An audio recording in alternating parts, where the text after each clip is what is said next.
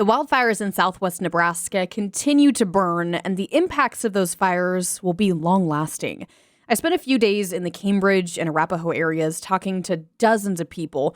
Some were impacted, some were helping, and many fit into both of those categories, one of which was John O'Day, an Indianola resident. He's been at the forefront of organizing hay relief for producers in the area. He recounted Friday when the fire started. Our family, we aren't firefighters, but we're stockmen. And we started seeing that the fires were going Friday afternoon. And we just started answering calls. Cattle were needed moved, people didn't know what to do. And so we just kind of plunged in. And luckily one of my boys was able to stay home and take care of stuff that we had going there that has a day job. And my son that's a stockman with me every day, he and I took off and we started moving cows and helping folks out. And then we got calls through the night. And luckily, we kind of had some break times. But and then Saturday, we spent most of the day checking on people, helping move cows, gather cows, and started putting out the call to get feed coming in. And then we hauled cattle all weekend and went to rescuing cattle and horses that were stranded different places. And it's not like we're special. There was dozens of people doing the same thing as us, and along with all the first responders. I mean, it was basically everybody trying to stay out of each other's way for the first couple days. As John looked back on the events that happened, he said he didn't really have time to process what was going on, but people from hundreds of miles away were already stepping in to help. We had hay on the road coming into this area by 9 o'clock Sunday morning, and some of it came over 300 miles already Sunday morning. And we got it delivered. It was pretty interesting because we took hay to a family that has first responders and a cow herd, and that was our first stop.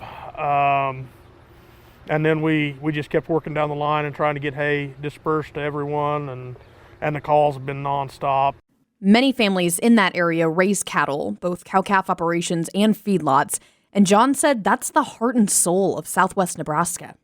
This state travels on the back of a cow, plain and simple. And when you lose the cows out of these communities, you lose families out of these communities. And we're trying to do our best to keep the cattle here, keep the people going. And to be honest, there's families that'll never be whole again because of this, because of the scar that this has left. And we're just hoping that we can keep them going and get them through this summer and get on with life. John and his sons are leading a hay relief effort. They have a drop-off donation site established, and he said, though, that nationwide, the hay supply is pretty tight.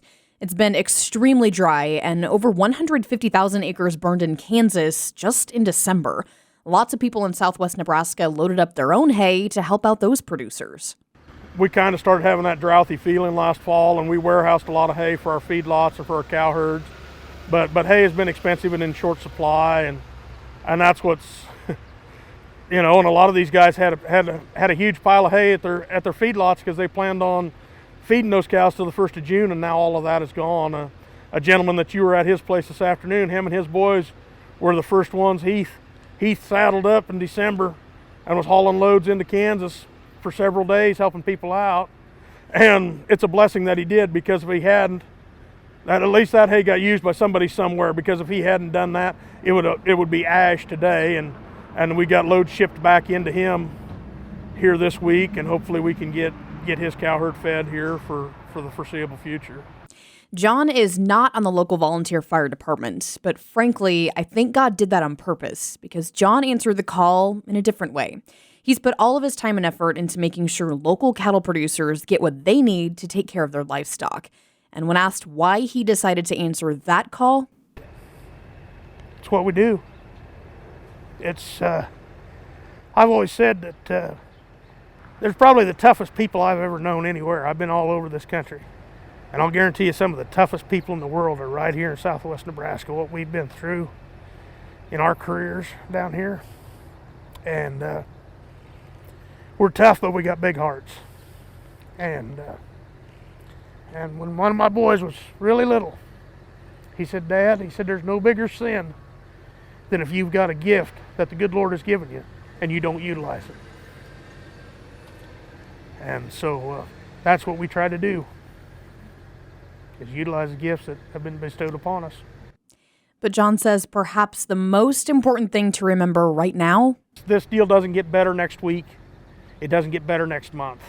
There are some of these guys that are going to be struggling if we make it to corn stalks in the fall. Our big concern right now is getting enough moisture in a large area down here to where we can at least have ground cover. We need to have ground cover to keep this ground from blowing, or there's some of this ground that will be lost for decades. Reporting from Cambridge, Nebraska, I'm Alex Wojcicki, and you're listening to the Rural Radio Network.